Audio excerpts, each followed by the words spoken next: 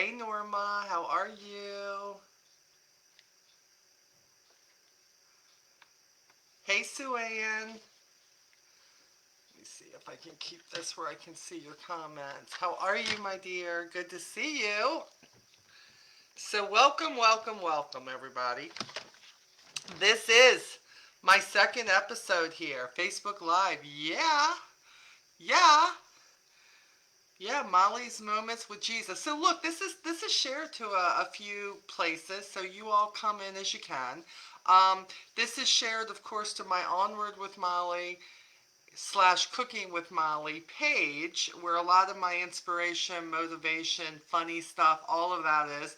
My personal page, Molly Stonebib, and my two Avon group pages, Onward No Matter What, and also Team Onward.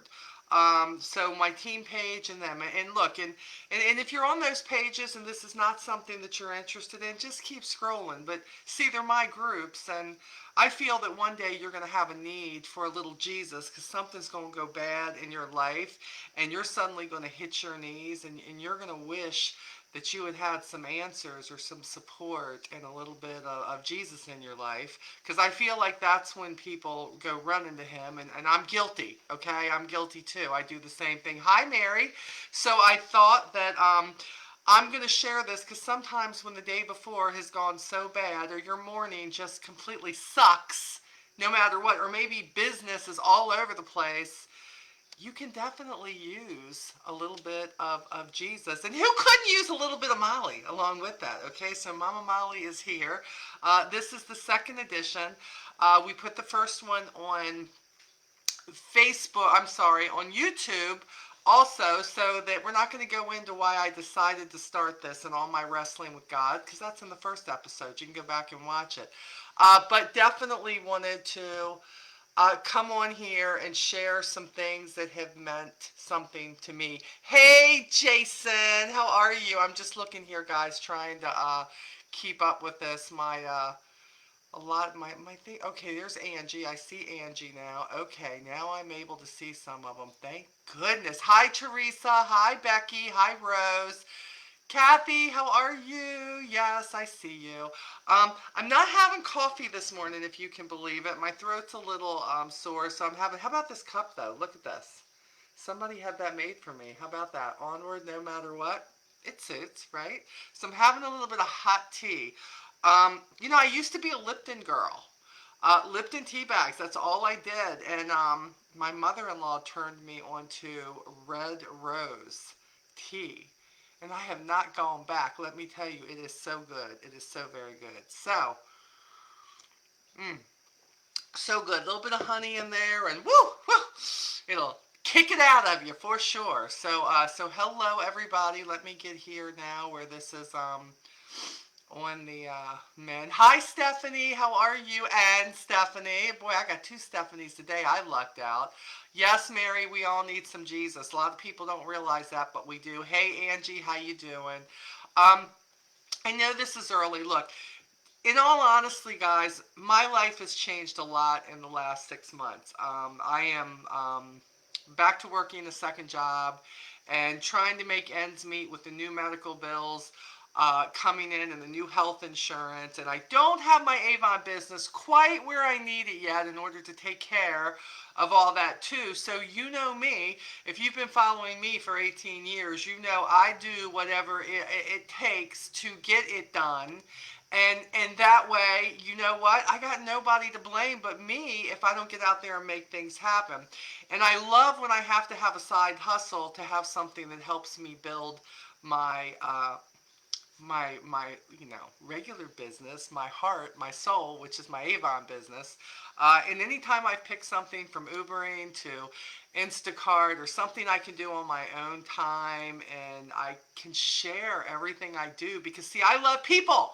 I'm a people person, y'all. I'm a people person.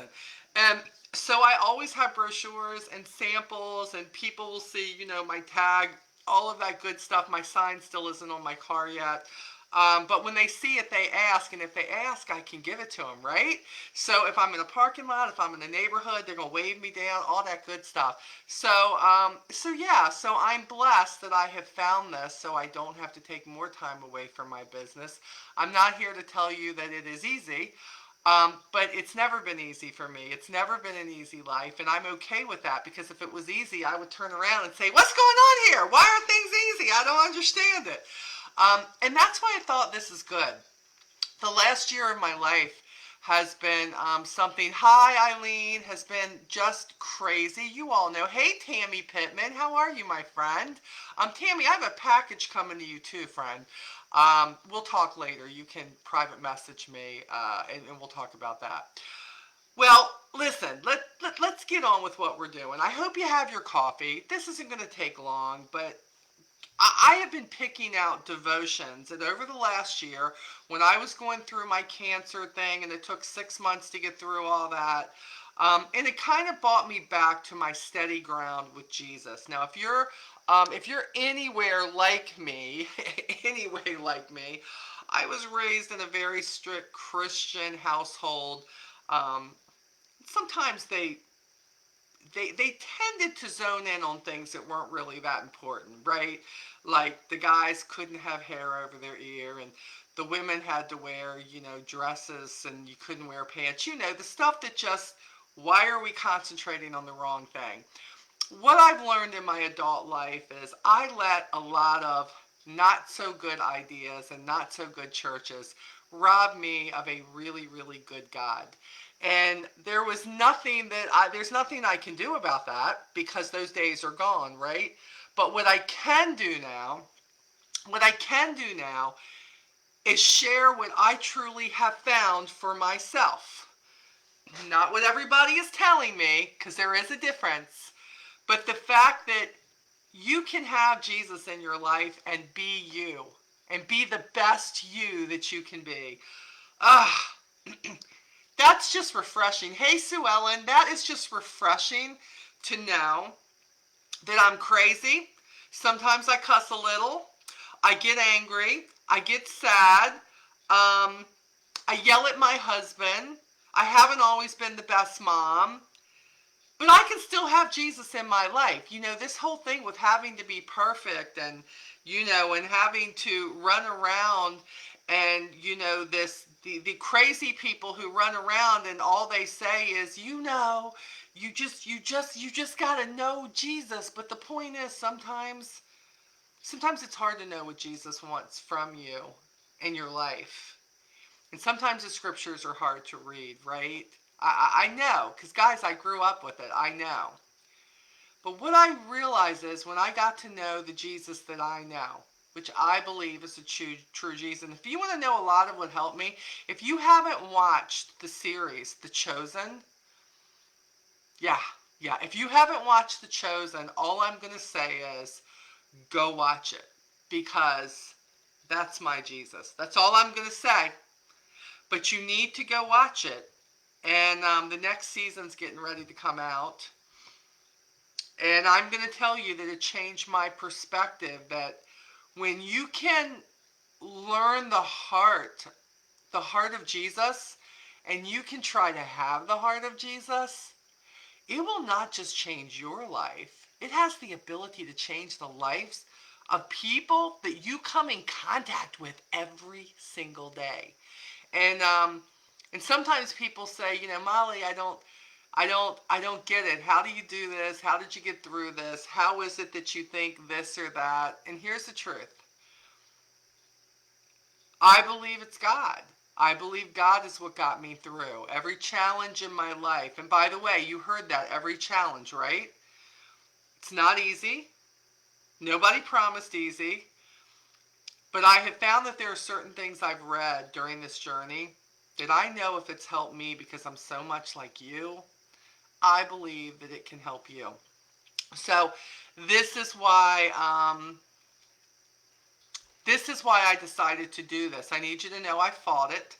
I fought it every single day. Um, I kept saying, God, I'm not the person for this because I am too imperfect to do this. People are going to call me out for The fact that Molly is just not perfect, but she's claiming Jesus. You're right. That's why I claim Jesus, because I'm not perfect, and because you don't have to be perfect to go to heaven. You don't have to be perfect to accept Jesus into your life. You don't have to be perfect. He doesn't expect perfect. He knows we are not perfect. He loves us in spite of not being perfect. And but life brings us a lot of challenges in the meantime. So um, I am here, hopefully. If I don't help all of you, I hope that I help one of you. So, and onward, all I know, look, guys, I got some people in these groups who are still like, you know what, I don't even know why I'm in her group, because, she don't let me come in there and complain about the things that I want to complain about. Oh, I have been on you lately, have I not? Yes. If this is your first time seeing me, this is the infamous Molly. This is the infinite Mighty Stone Bib. This is Mama Molly. And we are going to get through things having a better attitude. That's what I'm telling you.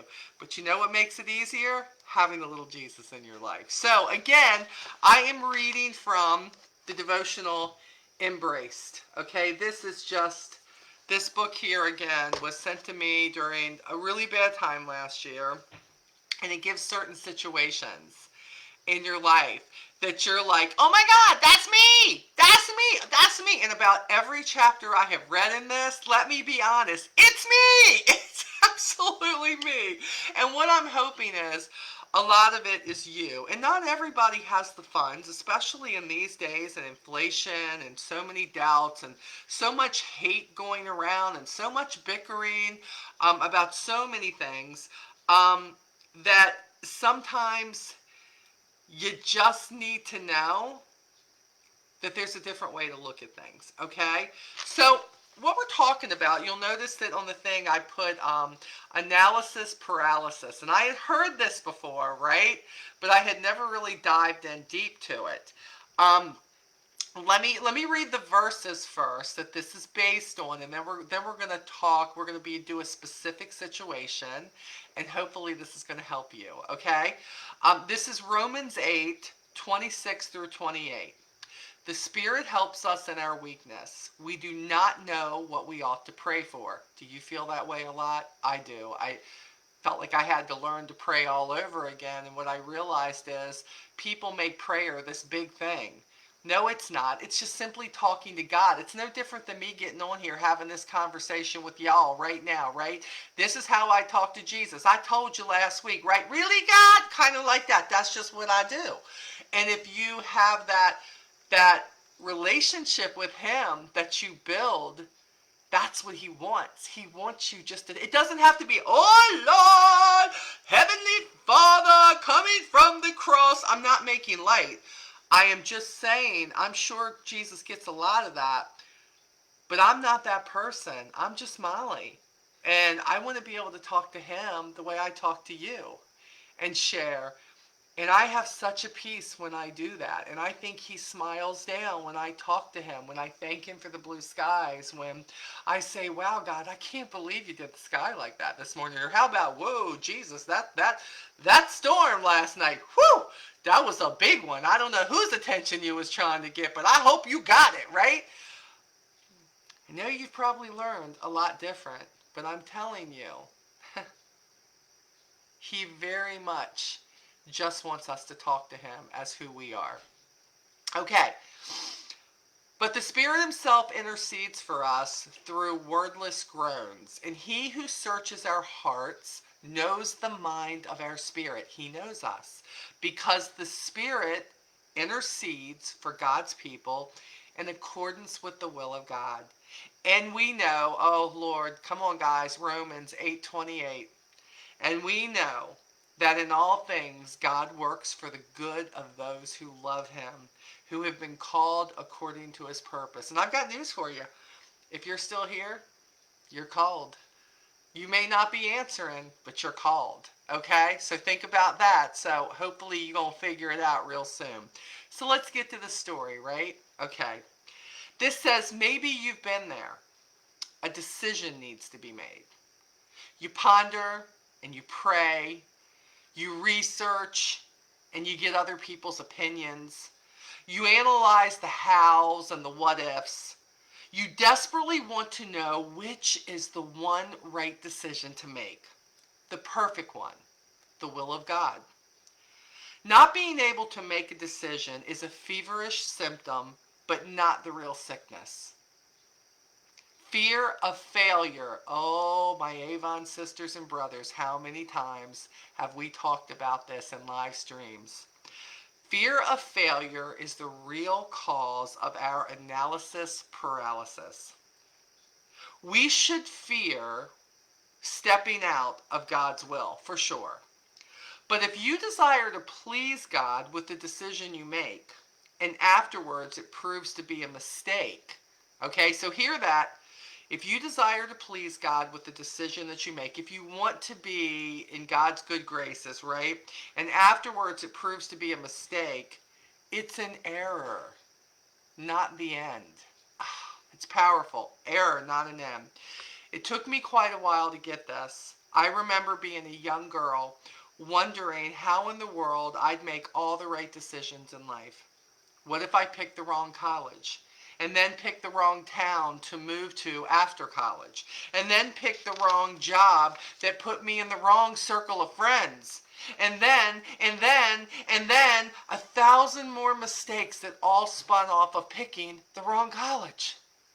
I would analyze every option until I didn't want to make any decision for fear of making the wrong one. Have you been there? You're just frozen because you don't want to make the wrong decision in your business. You don't want to make the wrong decision with your kids. You don't want to make the wrong decisions with your parents. How about that job? Should I move on to the next one? Should I take that position? I don't know. I have a friend who had this same analysis paralysis until a wise mentor said something that gave her freedom. Hear this. He said, so many people stress over knowing God's will and what the right choice is. But sometimes God gives us two or more choices that would all please Him and be in His will. We get to choose. Think about that. My friend said understanding that has given her more confidence to make decisions. In fact, it's strengthening her relationship with God as she exercises stepping out in faith, trusting God to give her the discernment she needs to choose wisely. The fear of making a wrong decision shouldn't strip the faith right out of our faith, right? The only way our faith will ever strengthen is for us to use it. That's faith, guys. You got to use it. I'm preaching to you, right? But you know I'm preaching to me because I still battle with it, y'all, so it's okay. We need to apply thought and prayer to our decisions and then trust God for the outcome. We need to set our sights on growing in faith, not shrinking back for fear of failure. The fear of, if I'm trusting myself, I will stare at all the possible ways I could fail. If I'm trusting God, I will stare at all the possible ways He'll use this, whether I fail or succeed. Okay, I'm stopping right there for a minute. Hold on, let me read this again. Hear this. This is me. This is your Mama Molly. This is me right here. If I'm trusting myself, I will stare at all the possible ways I could fail. If I'm trusting God, I will stare at all the possible ways He'll use this, whether I fail or succeed. Holy moly. Okay, guys. When Mom died when I was 16, I became a rebellious rebel who just basically was sticking my middle finger up to God because I was so pissed that she was gone.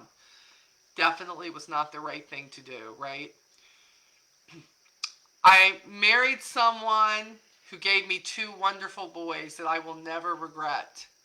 17 years I put into that marriage, right? It didn't exactly go how I thought it would. There are so many things in my life that, and I've shared so many of them where, guys, you think you've had a bad move? Let me tell you about my bad move. But do you know what each trial and tribulation did? It made me stronger. It brought me to where I am right now. Right now. You think if you make a wrong decision, it's over. It's not over, because this is what our God does. If you make a wrong turn, if you make a wrong decision, if something goes bad in your life, I'm not telling you it's not going to hurt. I'm not telling you it's not going to be uncomfortable. I'm not going to tell you you're not going to be sad or mad or have all the emotions. I'm telling you that God in some way will use it. God has used some of the worst things that have happened in my life to make me who I am today. The person who comes to you, the person who shares with you. For my Avon brothers and sisters, let me bring it into real time for you. When we have struggles in our business, and you know how completely transparent I am when we have our struggles in business, right? I mean, we've been through a lot, and I've only been with the company a little over 18 years. But everything, whether it's been something I've done wrong, or the company's done wrong, or my team hasn't been engaged, or my customers haven't been there, it has been used for the better. Maybe it's taught Avon how to do something better. It's taught me how to handle things differently. It's taught me how to be the queen of working around a bad decision that I have no choice but to go with the decision, because it was not my decision to make. Does that make sense? I know you want to get mad. I see it all the time in the groups. I understand the things you don't like. But we have to figure out how to even take a bad decision, and how are we going to work around it? How are we going to make this work for our business? What shift do we have to make? And when you learn how to do those things, and you learn how to be a better business person, a better leader, just a better person in general, a better problem solver, it makes you better at what you're trying to meet as far as a goal. It's going to help you help the next person who comes into your business. It's going to help you use that experience to tell your kids, wow, let me tell you about some, when you don't feel like you have control, and you don't, but how you have to try to work around something. I am telling you that those things can be used. I thought that was very, very interesting. That part alone is that, wow, he really is going to use this. The fear of making a wrong decision shouldn't strip us of our faith, right? I mean, we can do better, right? We can learn from the mistakes. I love this. He'll use this whether I fail or succeed. When I stare at failure, I'll fear it. I'll convince myself it's the worst thing that could happen, and I'll stay stuck. Ugh, how many times have you done that? Oh, I just don't know what to do, right? And you stay stuck. But when I stare at all the possible ways God can use this, whether I succeed or fail, I'll face my decision. I'll convince myself that it's better to step out and find out than to stay stuck. How many times have you heard me say up until this point, if you're just going to stay there, you're in quicksand, you're just going to stagnate because you're staying stuck, you're staying pissed, you're staying mad, you're staying sad. Instead of saying, I've got to find a better way now because of the step that I made, to step out, learn from it, and find out, hey, how not to stay stuck. Here's the bottom line. Good decisions will often have elements of not so good. Think about it. And not so good decisions have elements of good. Think about it. It's that pros and cons thing? That's what this is saying. Good decisions will often have elements of not so good. And not so good decisions will have elements of good. Either way, if I'm hoping to be able to know the perfect choice and then move forward with absolute certainty, I'll probably not move forward. Well, think about it. When I first started my business, I was such a hot mess. I had no confidence in myself. I didn't know if I could do that. I just had to decide I was going to do it. And guys, I could write a book about all the mistakes I've made in business. And I could write a novel on all the mistakes I have made in life. But I believe that God, in one way or another, has used or is going to use every mistake, every tragedy, every bad and good thing to his better purpose. That it's going to touch somebody, and somebody's going to say, thank you for sharing, because I've been there and I felt like such a loser because of that. And you're not. Because you're not alone. And the only way you lose is if you quit trying and you stop living life and you don't try to take whatever that bad thing is that's happened and you try to move forward and see what God can do with it, even though it may have made him sad that it happened also. So, here's where the certainty is. My imperfections will never override God's promises. God's promises are not dependent on my ability to always choose well, but rather on his ability to use well. God will use the good and not so good parts of the decision we make. A very popular verse reminds us of this, Romans 8:28. We just read it, and we know that in all things God works for the good of those who love him, who have been called according to his purpose. Don't miss this crucial part. For the good of those who love him. We must have at the core of our hearts love for God and a surrender to God if we want to be guided by God. You know, a lot of us, and I was guilty of this in the past, the only time we call on God is when we have struggles. I see people all the time, oh, I believe in Jesus. Oh, yeah, I believe in God. Yeah, I believe he's there. But yet, somehow or other, if everything's going okay in your life, you don't have a need for him. I'm telling you, hey, Natasha, I'm telling you that if you believe in God, I challenge you to try to have a relationship with God, not a relationship with the church, not a relationship with religion. Get yourself a Bible, have a relationship with God. Why don't you just start with just talking to him? Tell him your fears. Tell him the things that you're upset about. And have somebody who knows so much more than you, because he knows it all. Let him put his arms around you and tell you that no matter what you go through bad choices, good choices, and everything in between, that he is with you. And sometimes through those problems and through those struggles, he will carry you if you let him.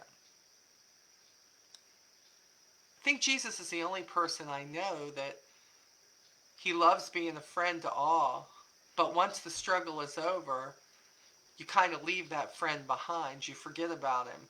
You don't pray, you don't talk to him, you don't visit him, you don't call him up, you don't pick up the Bible, you don't hear what he has to say to you. You're not feeding that relationship. But if you did, it would make it so much easier, for sure. Don't miss the context which this verse is pulled. Verse 28 starts with the word and, which tells me that it's tied to the verses that precede it. Verses 26 and 27 remind us that when we're feeling uncertain or weak, The Holy Spirit will lift up prayers for us in accordance to God's will. Let's read the whole paragraph. Again, every time I read this, it hits home.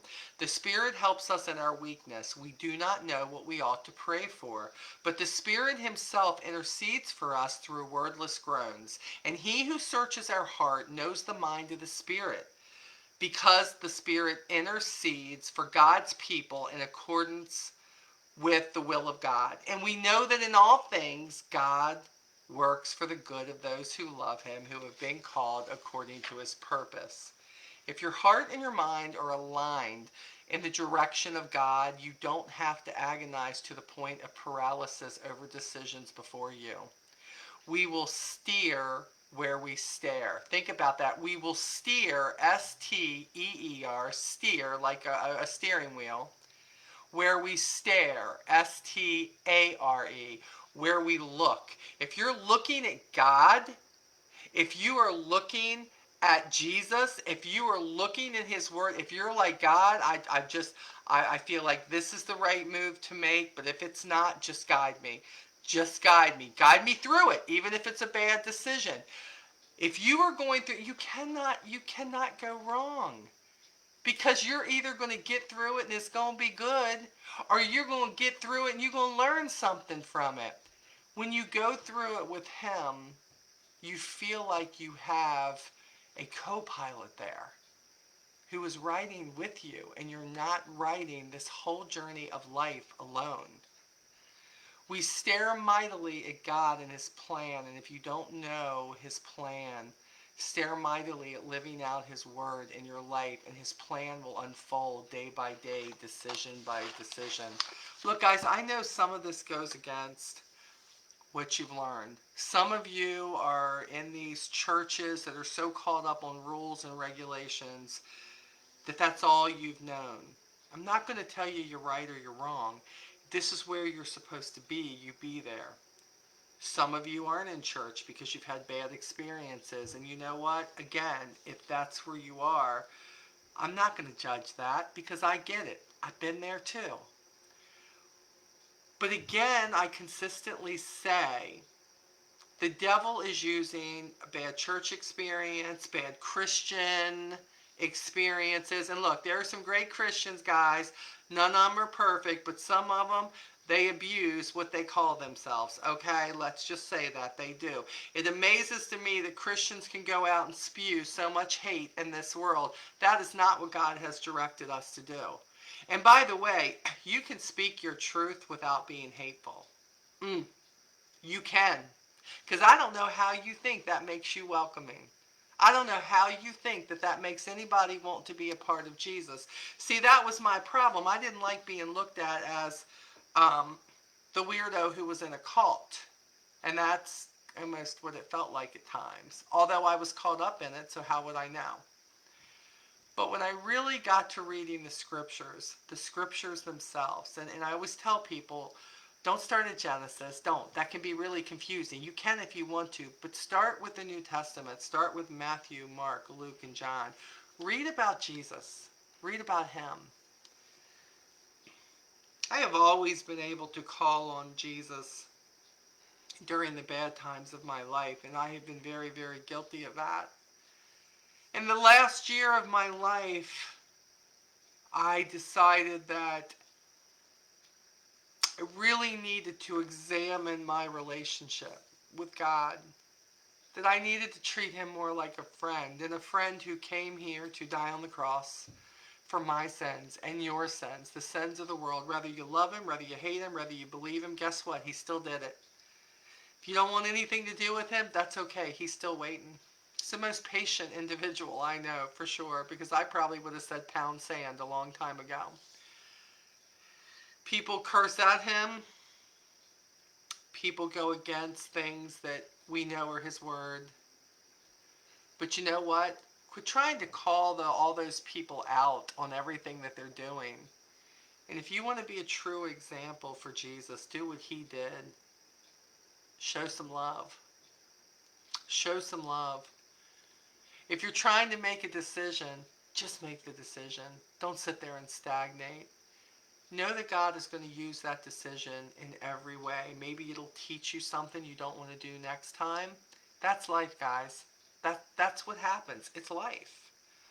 Or maybe, just maybe it'll be a good decision that may not always, you may not like everything about it, but you go with it and you're thankful that you did make the right decision. Use the good sense that God gave you. And in everything, know, if you tell Him you want Him in it, that's going to be just a huge, huge statement for you to say. If I'm doing this and I want God in it, this is going to tell me whether I need to be doing it. Faux show. Faux show. It is. So, look, I don't know if any of you have, a lot of you have some stuff going on. I'm gonna ask you to be praying for Lisa Scola's family. Her sister Robin has been fighting cancer for a while. She's been having some really bad days. It is heavy on Lisa's heart. So I put a post up earlier. Actually, I shared Lisa's post. Um, the struggle is real with people who have, this disease and they're trying to fight it.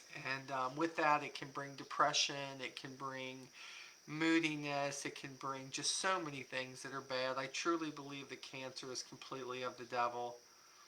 But pray for Lisa. Pray for Robin.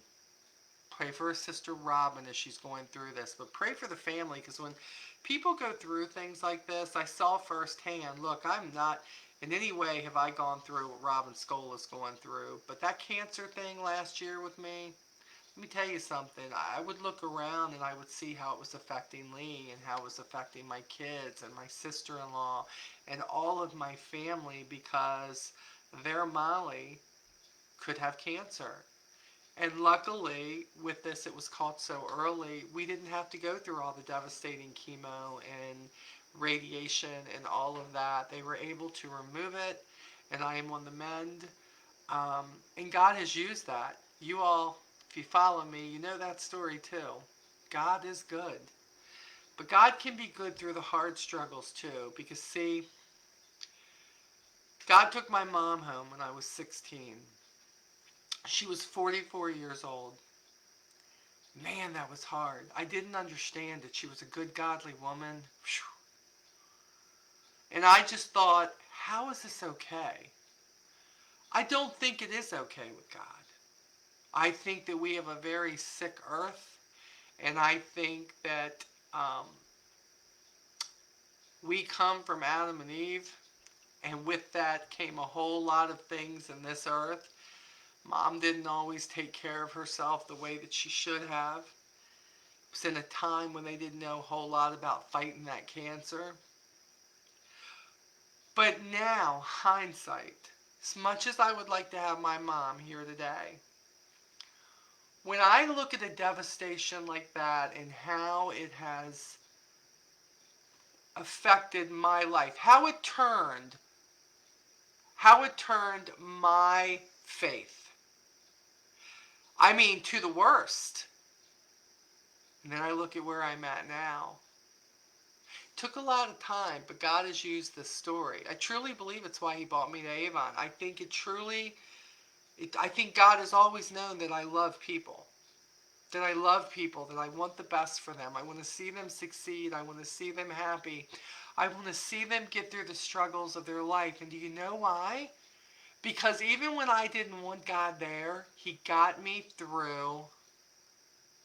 He got me through the struggles.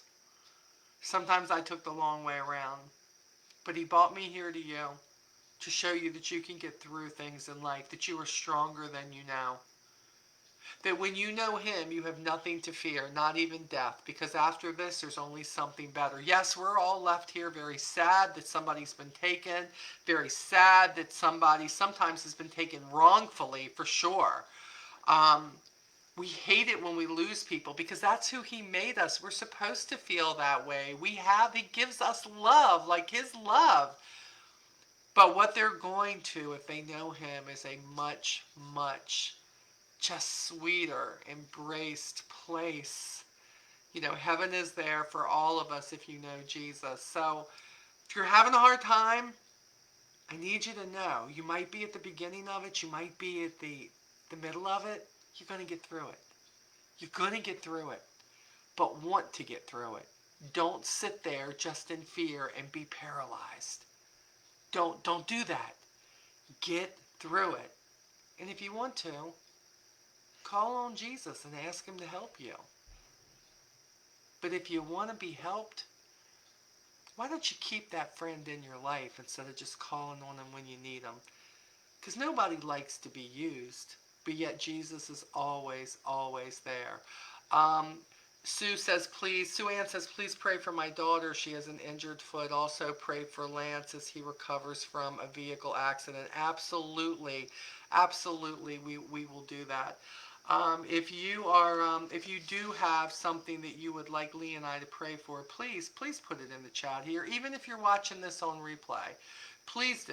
I have a list, and we pray for these things, and we really, really um, just hope that God will move and use whatever he needs to use. And look, for all the people, look, the struggles we're having in Avon right now with supply chain and everything else, I don't quite know yet, guys, where this is going to be used.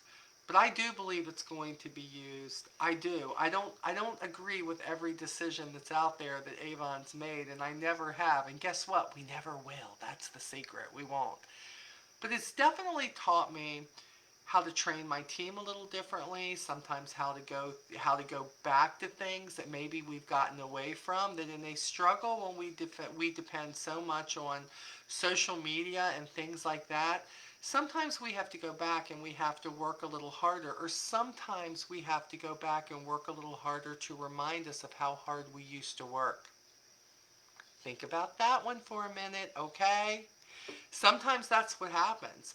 When I had to go back to a lot of the things I used to do at the beginning of my business, it reminded me that when I think I work hard now, let me tell you something. I don't think I ever work as hard as I worked when I was at the beginning of my business, trying to get customers, establish a customer base, find people for my team, find people who had a need, try to help them get to where they're going.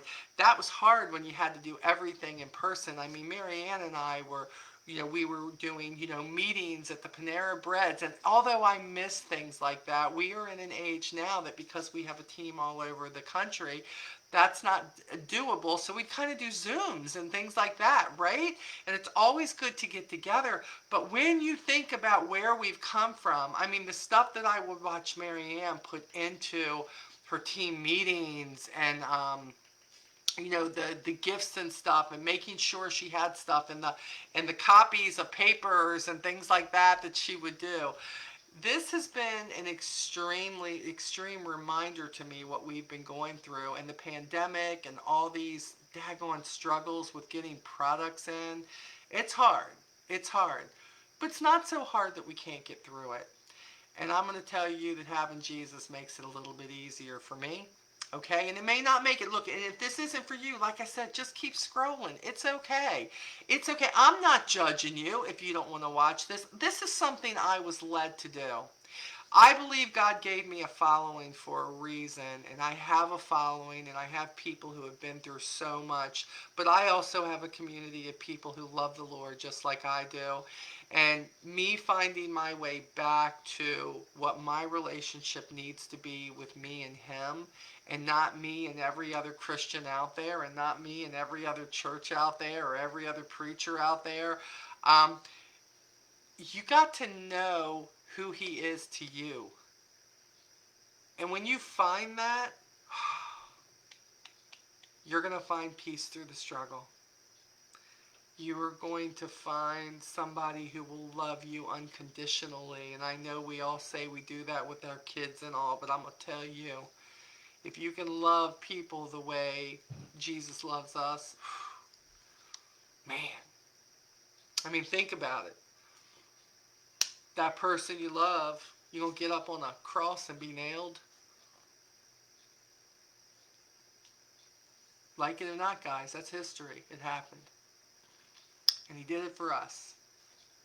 He did it for us. Okay? So we are praying for you. I hope this is helping you. Those of you who are following this or watching the replay, if you're on the replay, please put replay on there. Would love to see how this is helping you. I'm going to pick a different subject every week.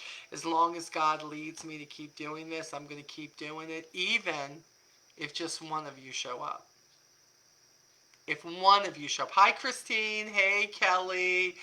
If one of you shows up, then God is using me. Thank you for trusting me to let him use me in your life, because that is a huge undertaking to make sure as I share all my trials and the things that I don't understand. It's huge to be that open with people and try to help them through your own struggles, because you have to be so open and so raw sometimes with what you share. So pray for me as I'm doing this, okay? Because it's only the second one. And I still woke up anxious this morning, like, oh Lord, I don't know what I'm going to talk about. Yeah, Rosemary, you're right. Jesus and I talk everywhere, even the bathroom. I know. Why does my stomach hurt like this? Oh, or sometimes, I'm reading a book right now, and it's just so good. It's so enlightening, and sometimes I'll be reading something and I'll say, wow, I needed that. I'm reading John Gordon's book right now on leadership. And I believe that God put that book in my path. I love John Gordon anyways, but I hadn't read it, and I just happened to pick it out of my book pile and started reading it. And it is huge. Hello, Miss Renee. How are you, my friend? So love you guys a bunch. I'm going to let you go. I never want to keep you more than an hour on here. But look, don't stay paralyzed. Don't stay paralyzed. Make the decision. Don't worry about if it's always right or wrong. Make the decision and know either way, no matter what that decision is in your life, that you're going to be okay. That if it's the right one, that's great, but there still could be some cons to it. But if it's the wrong one, there could still be some good things about it. But guess what? You're still trying, and God's going to see you through it, and that's what this is all about. If you let him, guys, you're not alone. And by the way, he's given you me in your life. I'm not going to let you do this life alone. You're going to have to stop and listen sometime or another. Okay? So have a great rest of your week, and I will talk to you soon. Bye, everybody.